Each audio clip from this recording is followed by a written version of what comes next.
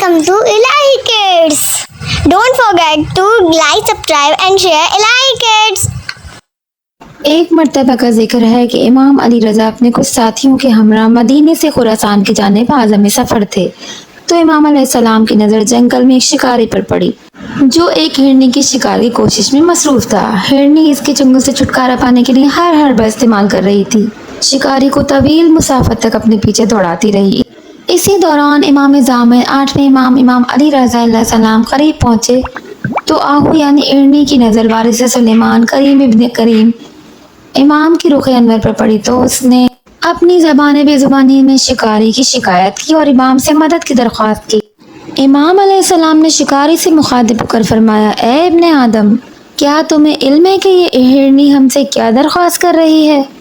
شکاری نے جواب دیا، اے مولا، آپ حجت خدا ہیں، آپ فرمائیں کہ یہ کیا کہہ رہی ہے؟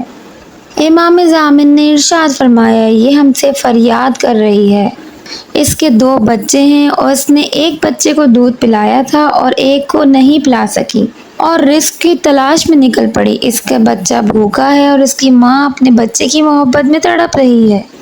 اس کی ممتا اس بات کو گوارا نہیں کرتی کہ اس پر اس کی اولاد کا حق رہ جائے اور یہ خدا کے حضور شرمندہ ہو۔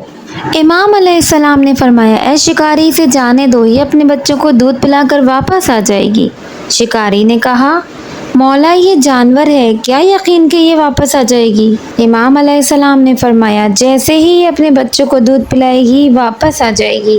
امام علیہ السلام کی بات سن کر شکاری نے ہرنی کو جانے دیا اور ضمانت کے طور پر امام علیہ السلام اس شکاری کے نزدیک بیٹھ گئے۔ کچھ وقت گزرا، امام علیہ السلام مطمئن جبکہ شکاری پریشان اور اپنے فیصلے پر پچھتانے لگا اور مولا سے عرض کرنے لگا، مولا، میں نے کہا تھا نا، یہ جانور ہے، اس کے وعدے کا کیا بھروسہ؟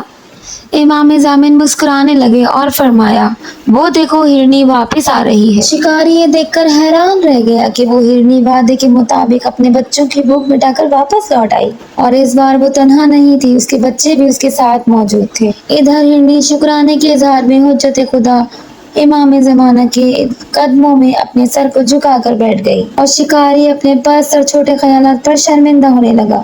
امام علی رضا علیہ السلام کا یہ معجزہ دیکھ کر ہرنی کو شکاری نے آزاد کر دیا۔